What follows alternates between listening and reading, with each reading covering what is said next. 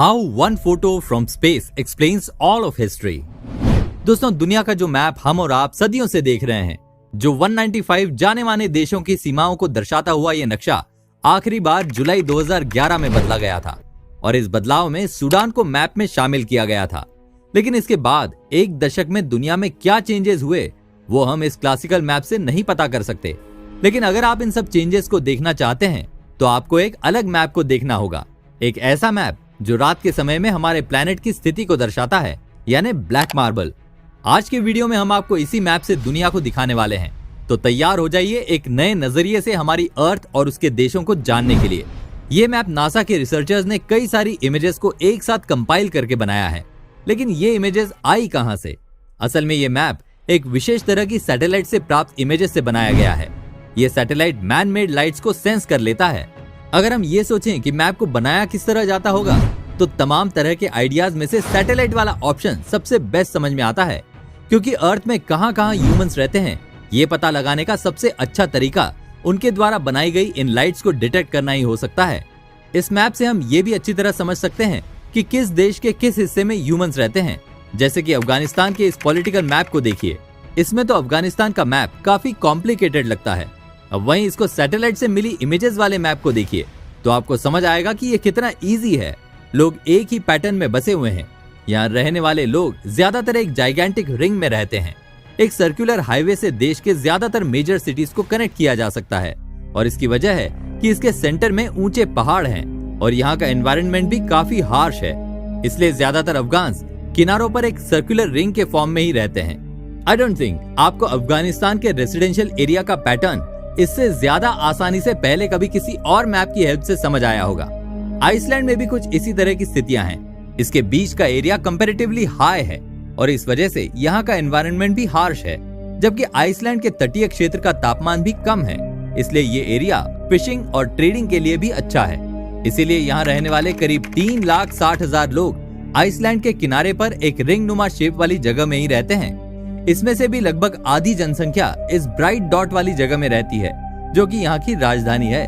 अब जरा अर्जेंटीना की ओर चलते हैं। यहाँ पर आपको एक निश्चित दूरी पर स्थित डॉट्स की रोज दिखाई देती हैं। ये एक दूसरे से 30 से 50 किलोमीटर की दूरी पर स्थित हैं, क्योंकि ये सभी लाइट्स रेल रोड्स के आर पार लगी हुई हैं। अर्जेंटीना की ये इमेजेस बताती हैं कि ये वाकई एक वेल प्लान्ड और ऑर्गेनाइज्ड शहर है।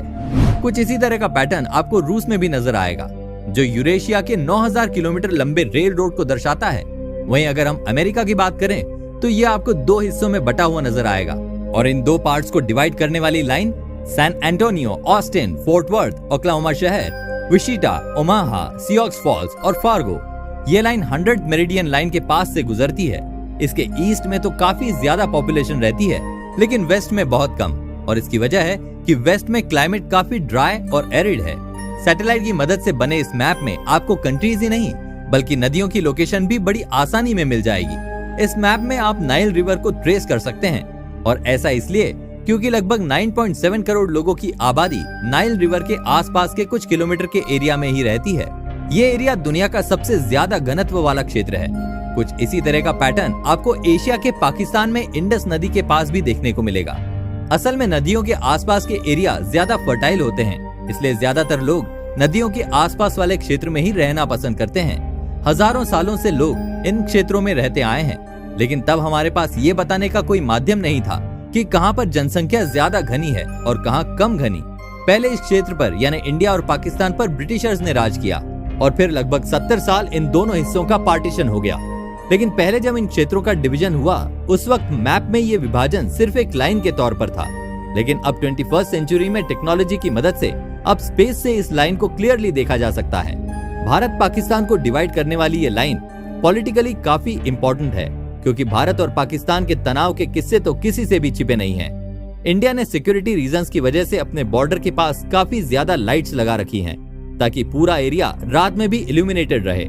इंडिया ने सिर्फ अपने बॉर्डर को ही इल्यूमिनेट नहीं किया है, बल्कि पिछले कुछ सालों से इंडिया में बहुत फैसिनेटिंग चेंजेस आए हैं, क्योंकि पिछले कुछ सालों से यहाँ काफी तेजी से विकास हुआ है।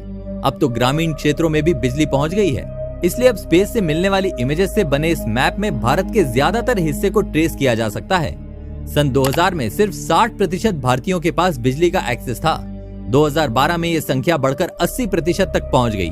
लेकिन तब भी इसका मतलब यह है 20% लोगों यानी भारत की लगभग 2.5 करोड़ जनसंख्या के पास आज भी इलेक्ट्रिसिटी नहीं थी। लेकिन 2014 में भारत में प्रधानमंत्री नरेंद्र मोदी के द्वारा घर घर बिजली पहुंचाने की मुहिम के बाद ब्लैक मार्बल मैप में ड्रामेटिक चेंज आया और 2016 में इस मैप में इंडिया कुछ इस तरह का दिखने लगा, क्योंकि भारत में लगभग 1 करोड़ 25 लाख लोगों तक पहली बार बिजली पहुंची थी। ये वाकई एनर्जी के इतिहास में काफी बड़ा बदलाव था और अब आज के टाइम में भारत अर्थ के सरफेस पर सबसे चमकदार जगहों में से एक है। इसके अलावा 140 करोड़ लोगों की आबादी वाला देश चीन भी पृथ्वी की सबसे इल्यूमिनेटेड जगहों में से गिना जाता है। लेकिन चाइना का मैप भारत के मैप से बिल्कुल उलट कहानी बयां करता है। अगर आप चीन के 2012 के सैटेलाइट से मिले मैप की तुलना आज की सैटेलाइट इमेजेस से करेंगे तो आपको पता चलेगा कि कई क्षेत्रों में लाइट डिम होती हुई देखी गई है, और ऐसा इसलिए क्योंकि लोग शहरों की तरफ शिफ्ट हुए हैं। 1975 से पहले चीन एक ग्रामीण और कृषि प्रधान एरिया था और यहाँ की सिर्फ 17.4% जनसंख्या शहरों में रहती थी। लेकिन 70s और 80s के अंत तक चीनी सरकार के काम करने के तरीकों में बदलाव आया और उन्होंने स्पेशल इकोनॉमिक जोन्स बनाना शुरू कर दिया। इन जोन्स में सेंट्रलाइज कम्युनिस्ट गवर्नमेंट की तुलना में टैक्सेस कम लगते थे। इस वजह से विदेशी बिजनेस चीन में सेटल होने लगे। इन बिजनेस के सेट होने से वहाँ रोजगार के साधन बढ़े और ग्रामीण क्षेत्रों में रहने वाले लोग शहरी इलाकों में शिफ्ट होने लगे। इस तरह का सबसे पहला जोन शेंजेन टाउन था। 1980 में यहाँ सिर्फ 3 लाख लोग रहते थे, लेकिन आज सिर्फ 40 साल बाद ही ये एक ग्लोबल मेट्रोपोलिस हब बन चुका है और आज यहाँ लगभग 1.3 करोड़ लोग रहते हैं। आज 2022 में चीन में 5 लाख से ऊपर की पॉपुलेशन वाले करीब 312 अर्बन एरियाज हैं। इनमें से ज्यादातर के बारे में तो आपने कभी सुना भी नहीं होगा। और अगर यूनाइटेड स्टेट्स ऑफ अमेरिका से कंपेयर करें तो वहाँ इस तरह के सिर्फ 96 लार्ज अर्बन एरियाज हैं। यानी आज के टाइम में अमेरिका की तुलना में चीन में ज्यादा लोग शहरों में रह रहे हैं, जबकि 1975 में स्थिति इसके बिल्कुल विपरीत थी। चीन में हुए बदलाव के इस ट्रेंड को इन लाइट्स में हुए चेंजेस की मदद से बड़ी आसानी से ऑब्जर्व किया जा सकता है। 2012 से 2016 के बीच में जर्मनी के लगभग 8 करोड़ लोगों ने चाइनीज कंट्रीसाइड को छोड़ दिया और शहरों में जाकर बस गए। अर्थ सरफेस में सबसे ज्यादा bright spot Pearl River Delta पर है। इसके पास हांगकांग, शेंजेन, ग्वांगझो और जुहाई जैसे शहर स्थित हैं। अगर हम इस एरिया को एक सिंगल मेट्रोपॉलिटन सिटी की तरह कंसिडर करें तो ये दुनिया का सबसे बड़ा शहर होगा। केवल इसी एरिया की पॉपुलेशन 7 करोड़ के करीब होगी, यानी पूरे रूस की लगभग आधी जनसंख्या। 1879 के बाद जब से थॉमस अल्वा एडिसन ने लाइट बल्ब का पेटेंट करवाया, तब से दुनिया हर दिन ब्राइट होती जा रही है। लेकिन इसके बावजूद आज भी सिर्फ 90% लोगों के पास ही बिजली की सुविधा उपलब्ध है। आज भी 10% लोग ऐसे हैं जिनके पास इलेक्ट्रिसिटी का एक्सेस ही नहीं है। यानी आज भी लगभग कई करोड़ लोग ऐसे हैं जिनके पास इलेक्ट्रिसिटी नहीं है। उनका सबसे ज्यादा हिस्सा सब सहारन अफ्रीका रीजन में रहते हैं। हाँ, ये सच है कि यहाँ पर भी Lagos, Johannesburg, Nairobi, Cape Town जैसे ब्राइट शहर हैं, लेकिन ओवरऑल ये एरियाज अर्थ के सबसे डार्क एरियाज में गिने जाते हैं। ये ब्लैक मार्बल मैप आपको दुनिया के सबसे चमकदार और जगमगाते हिस्सों के बारे में बताता है। दोस्तों, किसी भी नॉर्मल मैप से आप ये तो पता कर सकते हैं कि किसी देश की सीमाएं किन किन देशों में लगती है, लेकिन हम ये नहीं बता सकते कि वहाँ का पॉपुलेशन पैटर्न किस टाइप का है। लेकिन इस ब्लैक मार्बल मैप की मदद से हम बड़ी आसानी से किसी भी देश की पॉपुलेशन डेंसिटी डिस्ट्रीब्यूशन को भी समझ सकते हैं। और तो और पिछले मैप से कंपेयर करके ये भी बताया जा सकता है कि कौन सा रीजन पहले कितना डेंस था और अब उसकी डेंसिटी में किस तरह बदलाव आया। जबकि पॉलिटिकल मैप्स में हम सिर्फ बॉर्डर डिटेक्ट कर पाते थे। हाँ, एक ड्रॉबैक कि जिस एरिया में लाइट्स नहीं होंगी उसे कैसे डिटेक्ट करेंगे। लेकिन आज 21वीं सेंचुरी में बिजली दुनिया के कोने कोने तक पहुंच चुकी है और जल्द ही ऐसी सिचुएशन भी आ जाएगी जब अर्थ सरफेस पर कोई ऐसी जगह बचेगी ही नहीं जहां इलेक्ट्रिसिटी ना हो, और तब ऑब्वियसली यही मैप ज्यादा सिग्निफिकेंट होगा।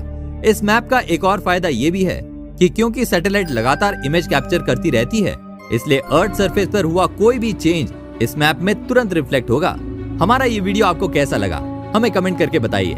ऐसे अन्य रोचक तथ्य जानने के लिए चैनल को सब्सक्राइब करना ना भूलें। Thanks for watching.